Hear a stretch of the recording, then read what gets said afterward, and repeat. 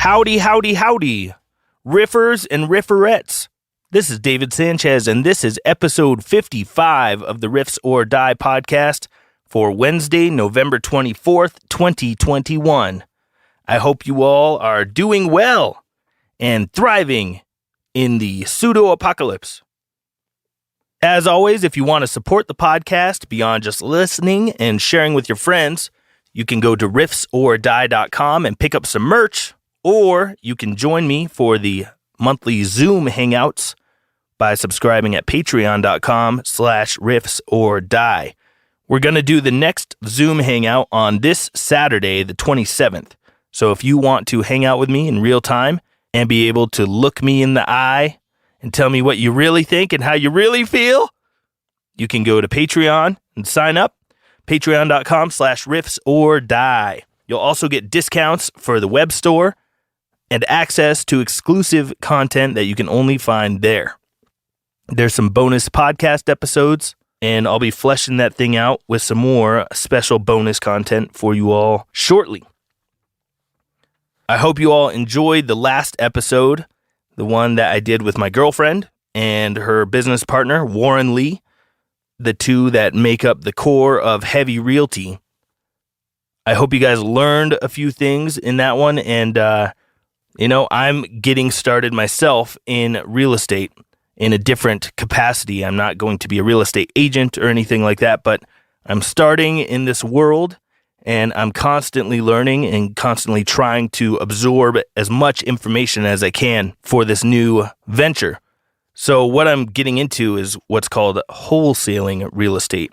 And I touched on it just very briefly in that Heavy Realty episode of the podcast. But what wholesaling is basically you figure out who is trying to sell their house and who might have a problem that they need fixed. Essentially, if someone's like really badly in debt, or they're not able to pay their taxes, or they just have a house that they don't want anymore, maybe they inherited the house, or they're going through divorce, or there's a number of other reasons they might be trying to get rid of their place quickly, you find those people and you basically get it under contract for a price, and then you go and find a cash buyer, like a flipper or an investor, somebody who's got the money ready to rock to buy the place.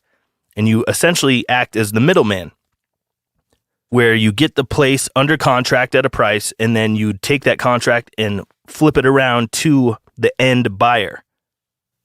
And you make a little bit of money in between there by being the middleman.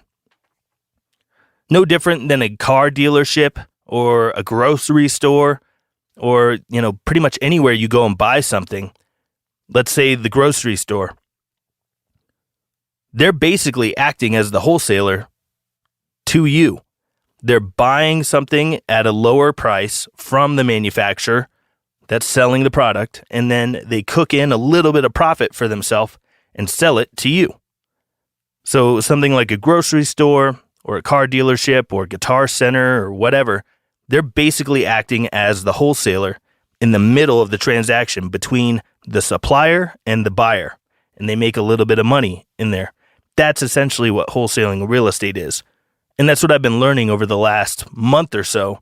There's a lot to learn, and right now I'm in the midst of wrapping my head around the contracts for buying and selling real estate here in Colorado. And it's a lot to learn. I feel like I'm learning to be a paralegal. I don't want to go to law school, though, so I'm just going to stick with YouTube and asking questions and talking to my real estate attorney about some of the details that are fuzzy. But I'm really stoked to start getting my first deals, and I'm going to be working on that for the rest of this year and definitely well into next year. I actually ran into somebody not too long ago. I was driving through a neighborhood doing what they call driving for dollars. And essentially you drive through neighborhoods looking for houses that are really tore up, and you save those into a list so that you can contact those people later.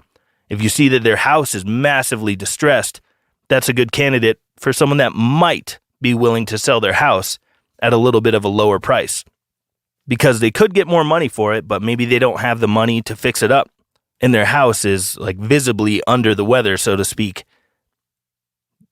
But anyway, I was driving for dollars in this neighborhood, and I came across a house that had a big dumpster in front of it, and I saw some dudes talking in the driveway, and I drove past them a couple times.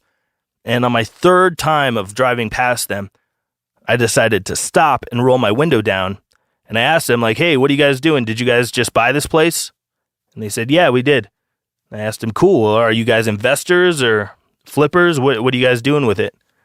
And they started talking to me, and they said, well, we're flippers, investors, and we're wholesalers. And I was like, oh, shit. I just started wholesaling. I'm getting my driving for dollars lists together, and told them that I'm brand new, but I'm learning, and, this is what I want to start doing. And I got to talking with the guy there, the main dude who took it over and owns the business. And we hit it off, and he basically told me that he would be down to mentor me and teach me a few things. So I am elated, super stoked that now I have a mentor. I'll be meeting up with him sometime next week and picking his brain and learning some stuff and trying to figure out this business. And I'm just beyond excited and grateful to have the opportunity to learn from someone who's an expert. I could figure it all out by myself, but it's going to take way longer to do that. I never wanted to do it all by myself. So I'm going to be learning from an expert, and fingers crossed that all works out well. He's a really cool guy. Seems like it's going to go well. And a lot of what the business is talking to strangers. But from all my years and years of touring, I'm pretty used to talking with strangers. It's very normal for me to bullshit with people that I've never met before. That's nothing new to me, and it's not very scary. It might be scary to some people that are introverted or don't like talking to people, but that's not me, luckily. So rockin' and rollin' has paid some dividends in my people skills, I guess you could say. But that's what I'm up to recently. Reading a lot of books, watching a lot of YouTube, reading articles, asking questions of people that do this for a living. And it's a lot to learn, but it's going to be exciting. I'm really excited to do it. It seems like fun and a fun challenge. And I'll get to help people. It's going to be a good time helping people solve their problems. And then, there's also something in it for me financially. That's a win-win-win. The seller wins because you're helping them solve a problem.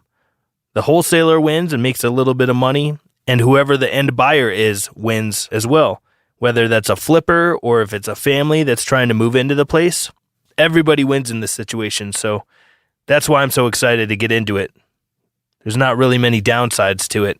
Just helping people and allowing everybody to find some level of success in the deal. If you have any interest in learning about wholesaling real estate, you can definitely write me an email at podcast@riffsordie.com, and I would be happy to point you in the right directions to obtain some of the information that I have. There's a lot of good info out there, and a lot of it is free. But if you want to spend a tiny bit of money, you could go buy a book.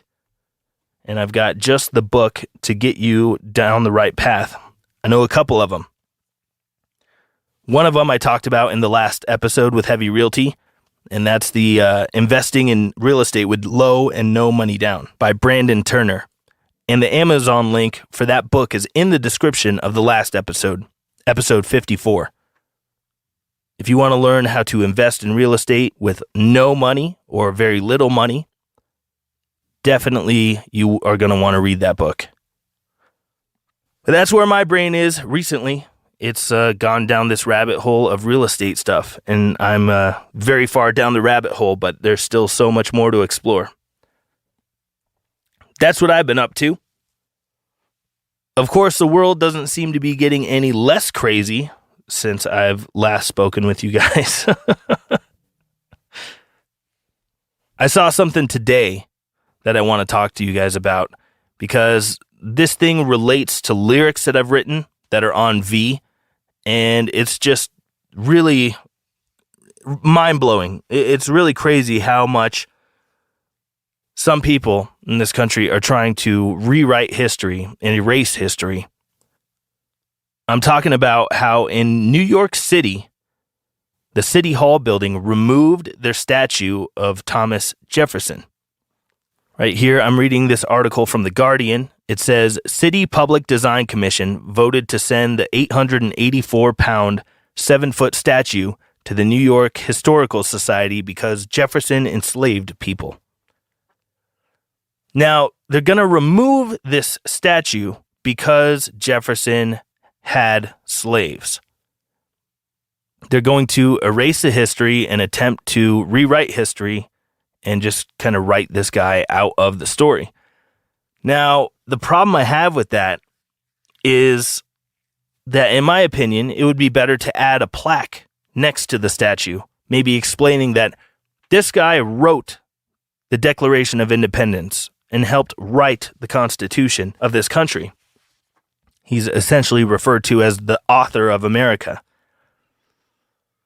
And I think that it would be way more beneficial to add a plaque or something that says, hey, Jefferson was the author of America, and he wrote that all men are created equal. Yet, at the same time, he owned slaves. And there's writings of Jefferson from way back in the day where he's talking about the horrors of slavery, but he owned them. So clearly this guy was not as perfect as the things that he wrote down on the parchment, and he was obviously conflicted in his own mind. He had some form of cognitive dissonance for sure. He was talking about how bad slavery is, but he owned slaves. So maybe the man wasn't as perfect as the ideas he wrote down. Maybe adding a plaque like that would make a lot more sense than just removing him out of the story, removing him out of the picture completely. That's my take on it, but a lot of people don't see it that way. They just want to get rid of it. And it reminded me of the song that I wrote that's on V called Cosmetic Surgery. In Cosmetic Surgery, the lyrics say, "You can alter the way things appear to be on the outside, but it doesn't change the reality that you try to hide. You can try to rewrite history all you want, but the history is still there, especially now in this age of information where we can look things up. It's a lot harder to erase history. Yet, here we are, they're trying to do it. They're trying full stop. It's starting to look a lot like the Ministry of Truth in 1984. Just delete the history, alter the history, because if you change history and no one has any basis of what has happened in the past, then you can control what they think today. If they have no knowledge of history and all they have is what you're telling them today, well, then that's all the information that they have to base their whole opinion and view of the world on. What you told them. And of course, I wrote in this song too that history is written by the victors. Well, history has been written by the victors, but there's people that are trying to erase even that history. That filtered history is trying to be erased. So it was already filtered and distilled down to this story that was written by the victors. And they're trying to manipulate and change that. So we're only getting further and further away from the truth. The truth is, Thomas Jefferson did own slaves. But the truth is also that he was the author of America and one of the great, quote-unquote, founding fathers of this country. Both of those things can be true. Both of those things should be taught. But instead of teaching both things, let's just delete him from the history books. Because that seems like a great idea, right? Another lyric from Cosmetic Surgery that's super relevant to this story is in the second verse. I wrote, "Truth killers are on the hunt again to make another kill with the stroke of a pen. They will choose what you learned today because tomorrow the truth becomes what they say." They will choose what you learned today because tomorrow the truth becomes what they say. That's it. They are going to choose for you what you get to learn because they're not going to give you the full history. They're just going to say, this is what happened. Believe us. We're the Ministry of Truth. You don't have access to any other information. So there you go. Your mind is now in the box that we created for it. Have a great day. totally bonkers. I know this is a story that's not the normal stuff people are talking about right now. There's plenty of other things that people have been distracted with or obsessed with because the media told them to obsess over it. But I found this story to be especially interesting because the active effort to erase and deny and rewrite history is super real. And this is a prime example of that. Cosmetic Surgery totally applies to this situation, and so does the first track on V, Post-Truth Era. We're kind of living in this, where the truth doesn't really matter to some people in this country anymore. It's not just in this country, it's all around the world. But some people don't care about the truth. Some people think that the truth doesn't even exist, that there is no such thing as truth. There's no such thing as objectivity. Now, maybe there is some truth to that everything we observe is an opinion and not a fact. Marcus Aurelius famously said that. However, I will bring up that we basically live in a consensus reality. We live in this reality where we all kind of agree, we have a consensus that the sky appears blue. Clouds, most of the time, appear white in the middle of the day. The sun equals heat. Snow is cold. Water is wet. These are things that I would argue fall under the umbrella of our consensus reality. Maybe none of those things are true, but we all kind of agree that those things are true. And I think that that's probably where we need to start when we're talking about things that are true or not. Maybe there is no truth. Maybe there is truth.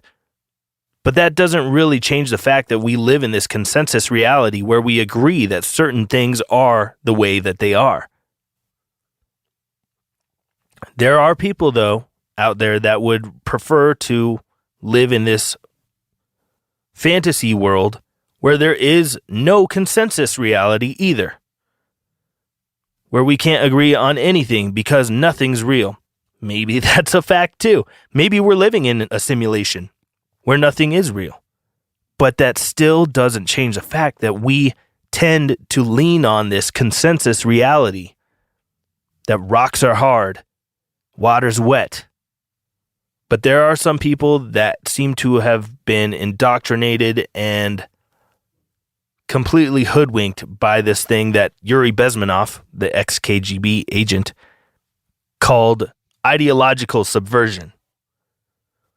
Ideological subversion, the goal is to get it to where people don't believe in facts.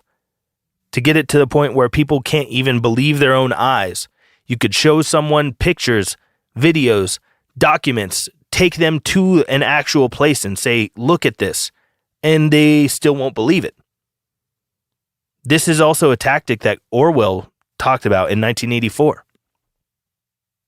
In the book, there's a line where it says, "The party told you to reject the evidence of your eyes and ears. It was their final, most essential command." The party told you to reject the evidence of your eyes and ears. Don't believe things that you see. Don't believe things that you hear. Even if you actually saw them and heard them, don't trust that. Reject your own senses. In this era of deep fakes and all of this rewriting of history, maybe there is something to that. That you can't believe what you see. You can't believe what you hear. That's a fair point. But when we're in this consensus reality and we're all seeing the same things, and I'm not talking about a video, a deep fake or something like that, but something like a concentration camp. You know, there's concentration camps all over Poland, Germany, and lots of places all over Europe. The Russians had concentration camps. The Chinese had concentration camps. They're all over the place. But one thing that Yuri Bezmenov was talking about is people will get so into this mindset of not believing their own intuition, not believing their own eyes, that you could take them to a concentration camp and they still won't believe that it's real. This is where a lot of people seem to be right now. You could show them evidence, documentation, take them to see it with their own eyes, and they still won't believe it. So what do these people believe? That's the important question. People that have succumbed to ideological subversion and won't believe things with their own eyes, even if they could see it, smell it, touch it, taste it, hear it. What do they believe if they don't believe the things that they can sense, feel, and agree with others that it is there? What do they believe in? I'm going to leave that question as food for thought. I'm not going to attempt to answer that right now because I think that question requires a lot more introspection and deep thought than for me to just spitball an answer right here. I might say something regrettable, and I don't want to do that. But if you guys have any good thoughts on that, please feel free to write them in. podcast@riffsordie.com. These people that deny reality, what do they actually believe? What are some of the things that they do believe in? I would love to hear you guys' thoughts on that. Write me an email, podcast@riffsordie.com. A lot of people that listen to this don't typically write in. I would love to start hearing from you guys, though. If you ever find yourself with 5 minutes to spare and you want to shoot me an email that's a question or a comment for the show, feel free, send them over. They're very welcome. Speaking of rejecting evidence that you see with your own eyes, one little thing I want to touch on here before I dive into an email is the fact that this country called Gibraltar has recently just canceled all of their Christmas celebrations. Why have they canceled all of their public Christmas celebrations? Well, because they're seeing a gigantic surge in COVID cases. The thing that's interesting about this is that this country, Gibraltar, has a very high vaccination rate.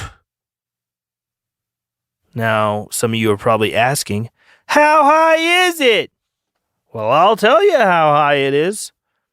The nation of Gibraltar has a 100%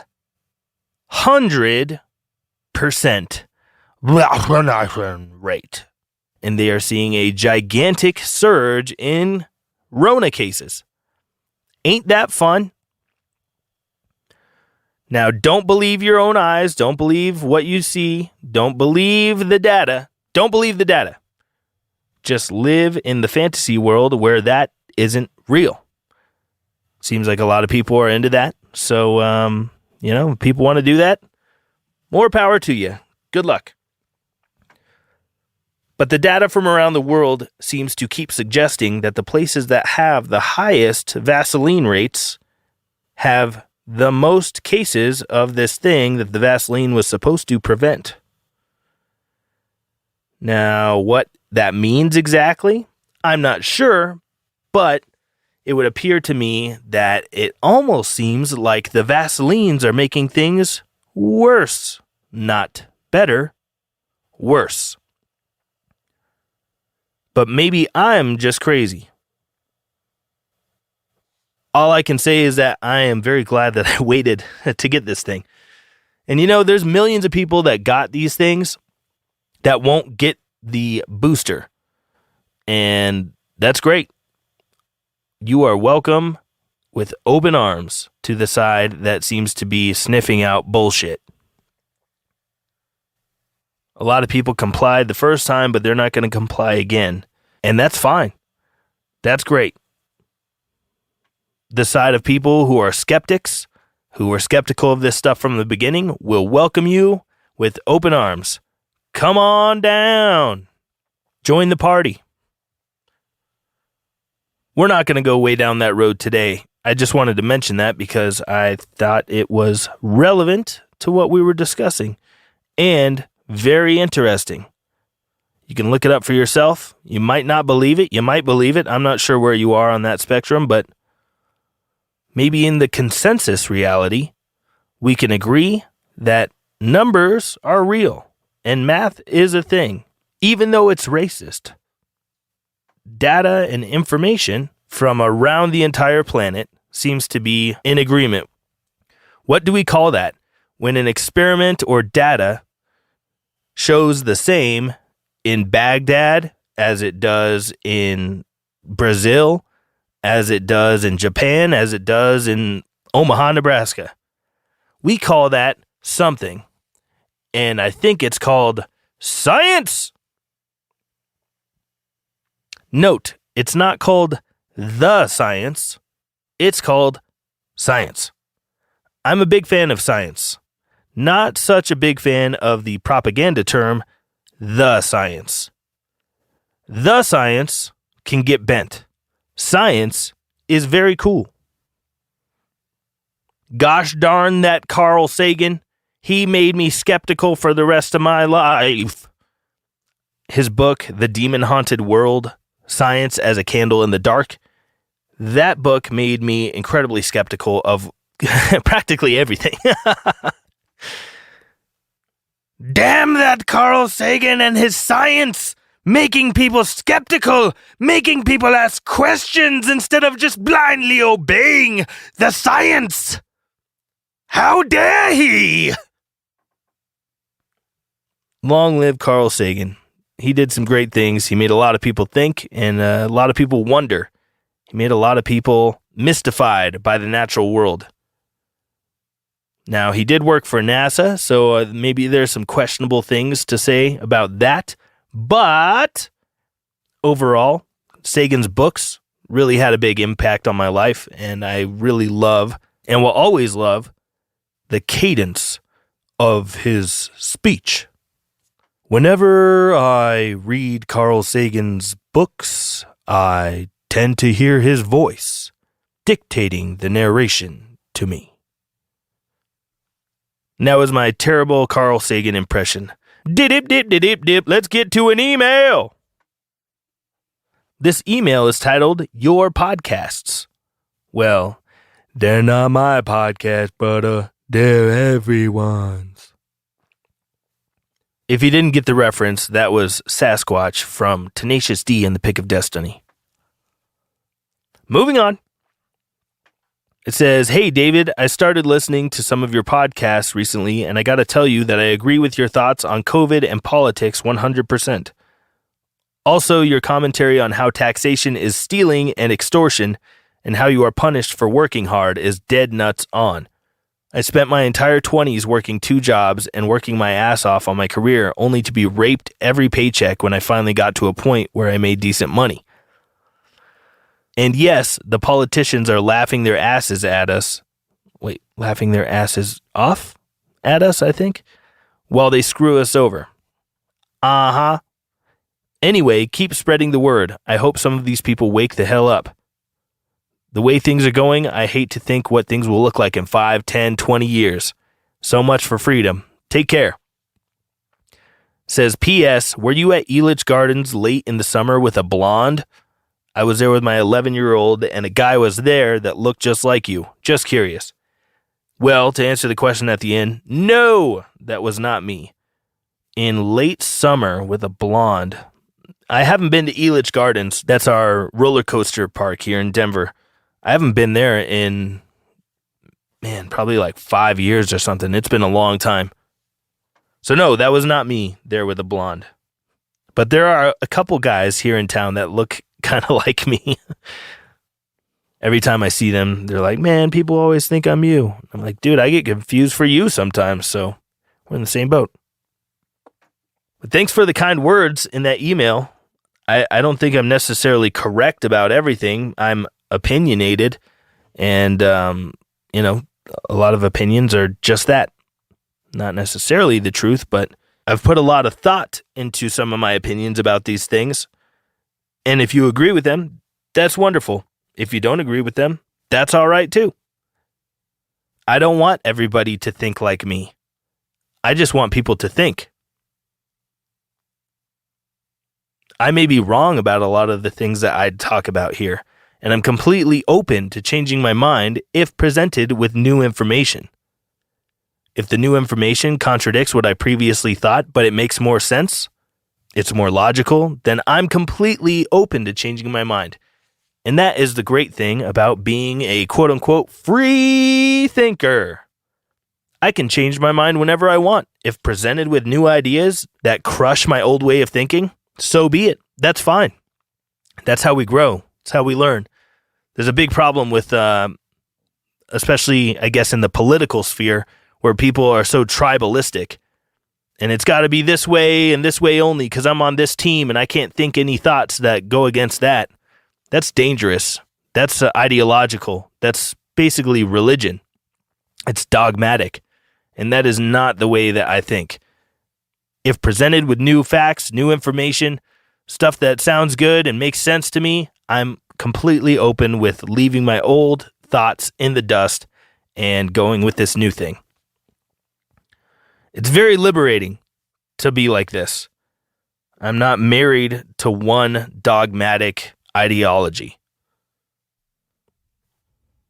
I guess the one bias that I do have regularly, and I'm not quite sure it's ever going to go away, is I do have a bias toward liberty and freedom. Is that a bad thing? I don't think so, but other people probably do. Authoritarians and people that love tyranny and oppressing people and ruling over people and mandating and dictating how other people have to live, they don't really like the side of freedom and liberty, but I do. That's where I am, and I'm unashamed of it. With liberty and justice for all, and freedom and Cinnabons at the mall. That's what Thomas Jefferson wrote, right? That's from the Pledge of Allegiance. That's not even in the Declaration of Independence. See, I gotcha. See, I'm rewriting history. Performing a little bit of historical cosmetic surgery myself. Check me out. Watch me go. All right, guys, thanks a lot for tuning in. I will get another one of these out soon. Got some good conversations coming up with some other people. I think you guys are going to enjoy those. And if there's any guests specifically that you want me to have on, shoot me an email, podcast@riffsordie.com, and let me know who you want me to talk with. And until we meet again, I will leave you guys with my musical recommendation for the week. And this is an album that I've loved since it came out, and it was a big influence on Havoc's sound.